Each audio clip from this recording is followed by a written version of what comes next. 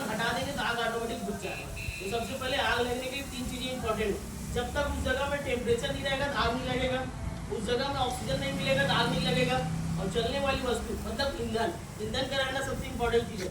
जो आग लग रहा है वही तो ईंधन है। तो तीन चीजें सबसे ज्यादा इंपॉर्टेंट है आग लगने के लिए। अगर तीनों में से किसी भी एक चीज को हटा देंगे तो आग ऑटोमेटिक बुझ जाएगा। जैसे कि अपन क्या समझते हैं, ट्रायंगल ऑफ फायर, ट्रायंगल समझते हैं ना, त्रिभुज है ना, त्रिकोण, तीन भुजा होता है तभी ट्रायंगल कहलाता है ना। किसी भी एक चीज को अपन हटा देते हैं तो त्रिभुज नहीं कहलाता। सेम उसी प्रकार अगर आग में से किसी भी तीन एलिमेंट से अपन किसी भी एक को हटा देंगे तो आग बुझ जाएगा या फिर आग लगेगा भी। समझ आए? तो सबसे पहले तीन चीजें इंपॉर्टेंट है आग लगने के लिए। उसके बाद अपने क्या समझना है, आग को कितने भागों में बांटा गया है। तो सबसे पहले सॉलिड फायर, सॉलिड मतलब लकड़ी, कोयला, कागज, इसमें लगते हैं उसको ठोस पदार्थ की आग बोलते हैं, सॉलिड पदार्थ है ना। उसके बाद होता है बी होता है लिक्विड फायर। लिक्विड फायर में अपन किसको ले सकते हैं, लिक्विड मतलब पेट्रोल, डीजल है ना, पेंट वगैरह, केरोसिन वगैरह, वो सब लिक्विड फायर है। फिर उसके बाद आता है सी गैसी फायर। गैस में क्या आता है अपना, एलपीजी गैस हो गया, ब्यूटेन हो गया, प्रोपेन हो गया, मीथेन हो गया, ये सी मतलब लिक्विड मतलब गैस फायर, ठीक है। उसके बाद होता है डी मतलब धातु की फायर। अपन बोले ना चार जो इंपॉर्टेंट होते हैं, तो उसी प्रकार चौथा होता है धातु। धातु में क्या आता है, मैग्नीशियम, पोटेशियम, लिथियम, ये सब धातु की फायर है। अगर कोई किसी भी इलेक्ट्रॉनिक चीज में भी आग लगती है उसमें भी धातु से बना रहता है ना इलेक्ट्रॉनिक की चीजें, तो उसको चौथा में रखा गया धातु में, ठीक।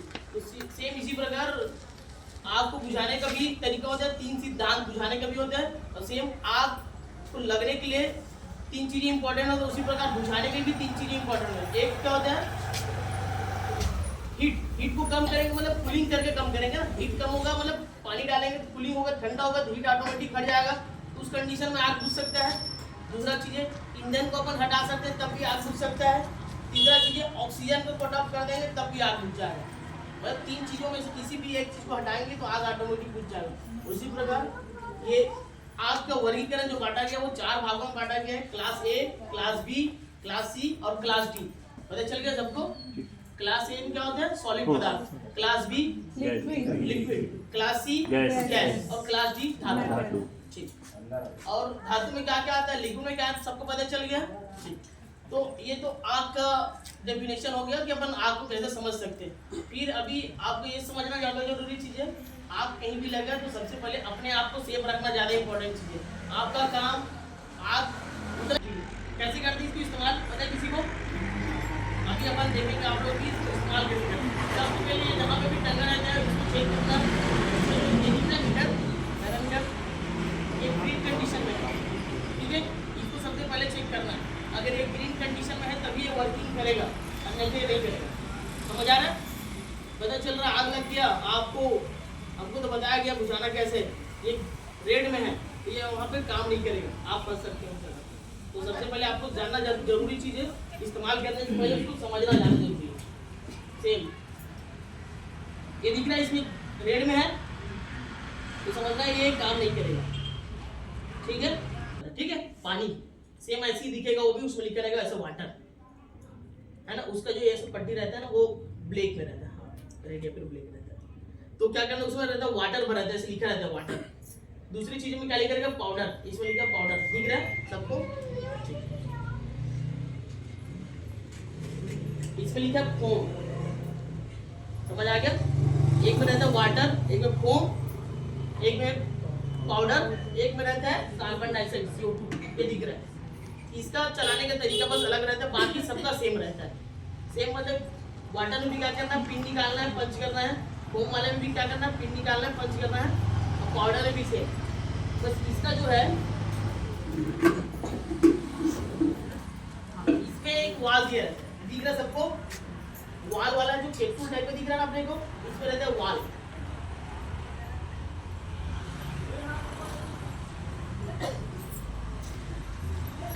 इसमें से सेफ्टी, ठीक है, अपन इसको बाहर खींचते हैं। अब इसमें क्या है, इसी का उपयोग करने का तरीका थोड़ा सा सावधानी इसलिए रहता है क्योंकि ये आइसबर्ग रहता है, काफी ज्यादा चिल्ड रहता है, अंदर में ये लिक्विड फॉर्म में रहता है, जब बाहर आता है तो गैस के रूप में आता है, ठीक है। तो ये क्या है, यहाँ पे बर्फ जम जाता है, जब बाहर आता है ना तो आइस बन जाता है पूरी तरह से, तो आपका हाथ भी जल जाएगा और ठंड में आप पता भी नहीं चलेगा। इसलिए ऐसे आप वो घर के भागते हो। जनरली घर में लगेगा नहीं ऐसे ही होता है, हाँ ऐसे ही होता है। इससे ज्यादा नहीं होता। अब हम लोग कॉमनली जो बताया ना सर वही समझ लें कि आप ये फटी है। हाँ इतने ही सोचते हैं और डर जाते हैं।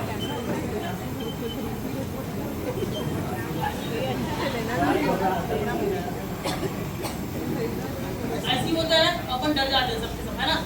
इतने ही में डरते हैं और क्या होता है?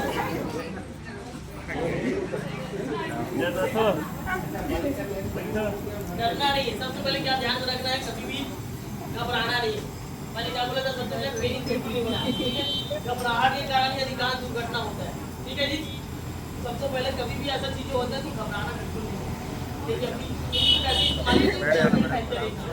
आसानी से भीगा हो, तब संयम बस रखना है आपको, ठीक है? डर के कारण ही अधिकांश दुर्घटना होता है,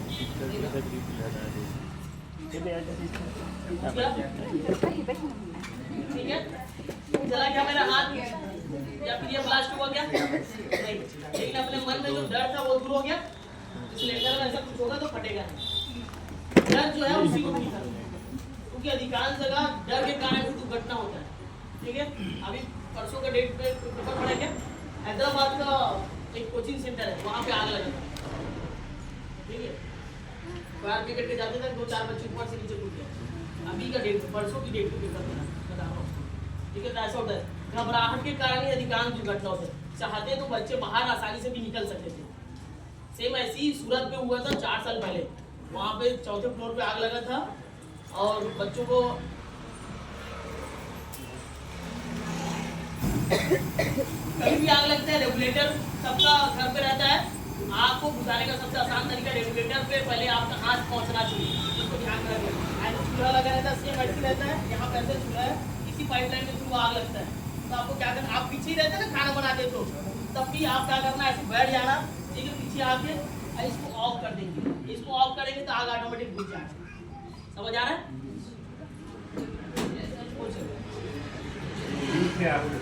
ठीक है, ऐसी कुछ है, समझ आ रहा है? तो क्या डर की वजह से अधिकांश दुर्घटना होता है।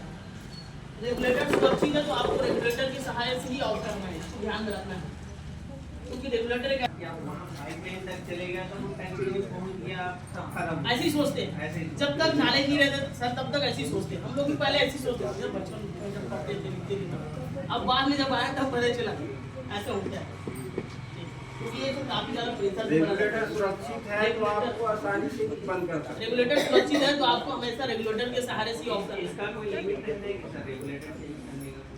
इसका तो सर वो एजेंसी वाले ही बता पाए, लेकिन रेगुलेटर मैंने हाथ से ऑफ किया था, उसका मैं बता रहा हूँ आपको। मैंने हाथ से ऑफ किया था, क्यों किया था बताओ?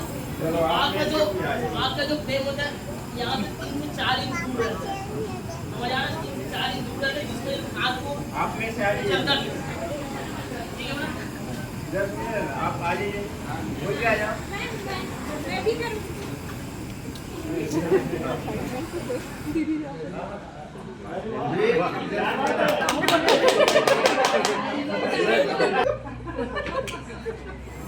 लेने दी ही ले कैसा उधर ले लेंगे ना। आ जाइए,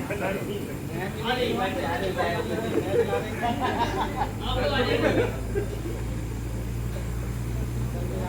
कोई नहीं सर, मैडम आप लोग आ जाइए। देखो भाई ट्राई करो।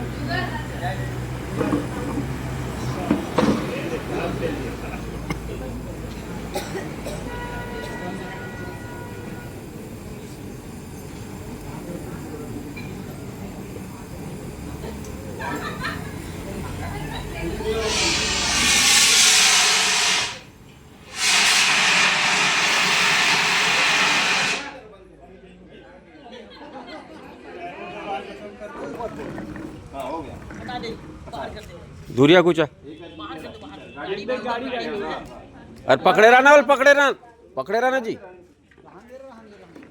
रहा है? अपन क्या बता रहे थे, इसका पिन बाहर निकालना है, ठीक है? सबसे पहले ये सेफ्टी लॉक है, इसको बाहर खींच देगा, ठीक है? ये हो गया। इसके बाद ये सेफ्टी पिन दिख रहा है, इसको निकाल देगा। समझ आया सबको? फिर जहाँ पे ऐसा आग को टारगेट पे लेना और उसी को पंच करना है, बुझ गया? समझ आया?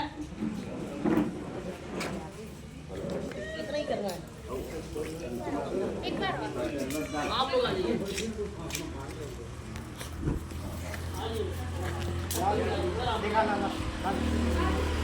कुछ हवा है हवा इधर नहीं गैस है हमारे ढा नहीं गैस है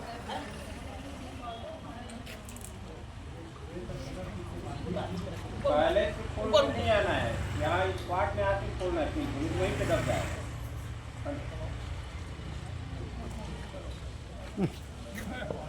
ये अगर बड़ा आग लगा है तो पूरा फुल प्रेशर के साथ आप इसको ऑक्सीजन साइड कर दीजिए, ठीक है।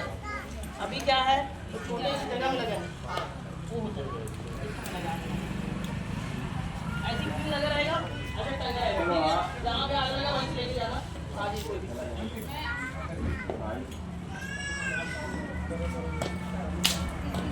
थोड़ा आगे